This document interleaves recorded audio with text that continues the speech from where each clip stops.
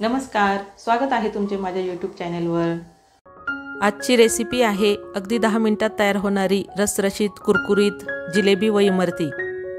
बाजारातील खूप दिवसाच्या मिठाई आणण्यापेक्षा ही कुरकुरीत जिलेबी व इमरती तुम्ही कमी साहित्यात कमी खर्चात घरीच बनवू शकता। कोणत्याही प्रकारचा केमिकल युक्त रंग, मैदा तसेच बेकिंग सोडा न वापरता अगदी सोप्या पद्धतीने ही जिलेबी व इमरती आपण घरीच बनवू शकतो। काही महत्त्वाच्या टिप्ससह अगदी सोप्या पद्धतीत ही जिलेबी व इमरती कशी बनवायची ते आपण बघू। सुरुवातीला येथे मी इमरती बनवण्यासाठी पीठ भिजवून घेणार आहे। इन्स्टंट इमरती बनवण्यासाठी येथे मी 1 वाटी उडद डाळीचे पीठ घेतलेले आहे। डाळ भिजवायची गरज नाही, झटपट इमरती बनवून तयार होतात। या पिठामध्ये 2 चमचे तांदळाचे पीठ घालून व पाणी घालून छान भिजवून घ्यायचे आहे। खूप घट्ट किंवा खूप पातळ हे पीठ भिजवायचे नाही, पाण्याचा थोडा थोडा वापर करूनच पीठ भिजवायचे आहे। इमरतीला छान कलर येण्यासाठी येथे मी बीटरूट छान किसून घेतलेले आहे, त्याचा ज्यूस काढून तो यात टाकलेला आहे। या मिश्रणाला आता 10 मिनिटांसाठी आपल्याला छान फेटून घ्यायचे आहे। फेटल्यामुळे हे पीठ छान फुलते व इमरती छान कुरकुरीत होतात। 10 मिनिटांनी तुम्ही पाहू शकता आपले पीठ छान फुलून हलके झालेले आहे।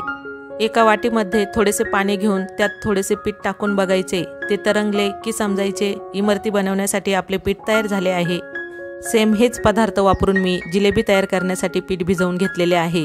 जिलेबीला छान रंग येण्यासाठी चिमूटभर हळदीचा वापर मी केलेला आहे। जिलेबी व इमरती बनवण्यासाठी पाक बनवून घेऊ। येथे मी 1 वाटी साखर व 1 वाटी पाणी कढईमध्ये घेतलेले आहे। गॅसची फ्लेम मध्यम ठेवून हा पाक आपल्याला बनवून घ्यायचा आहे।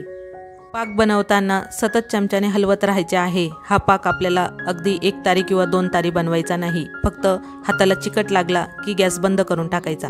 पाक आता छान बनवून तयार झालेला आहे। यात आता सुंठ पावडर व वेलची पावडर टाकू।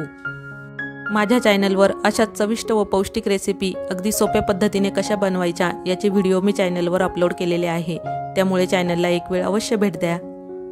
पाक बनवून तयार झालेला आहे, तो कोमट होण्यासाठी आपण बाजूला ठेवून देऊ। इमरती बनवण्यासाठी एका पॅनमध्ये मी तेल गरम करण्यासाठी ठेवलेले आहे। तुम्ही तेलाऐवजी तूप देखील वापरू शकता। इमरतीचे पीठ एका साच्यात आता भरून घेऊ।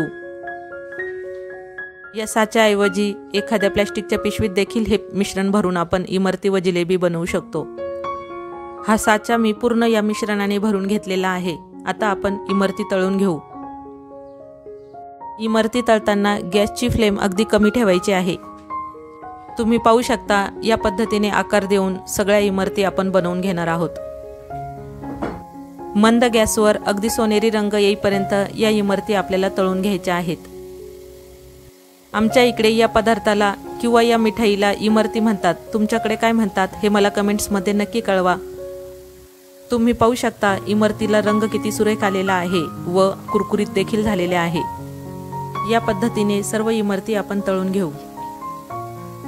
आहे ना बनवायला सोपी रेसिपी, मग तुम्ही देखील ही रेसिपी नक्की करून बघा। बाजारातील मिठाई आणण्यापेक्षा अगदी सोप्या पद्धतीने ही मिठाई घरीच बनवून तयार होते। ही चविष्ट कुरकुरीत व रसरशीत जिलेबी व इमरती तुम्ही रबडी सोबत किंवा अशी देखील खाऊ शकता।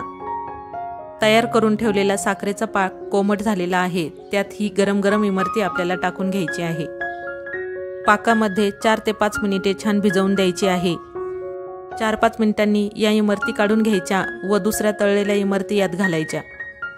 सर्व इमरती बनून झाल्यानंतर याच तेलामध्ये आता मी जिलेबी तयार करून घेणार आहे।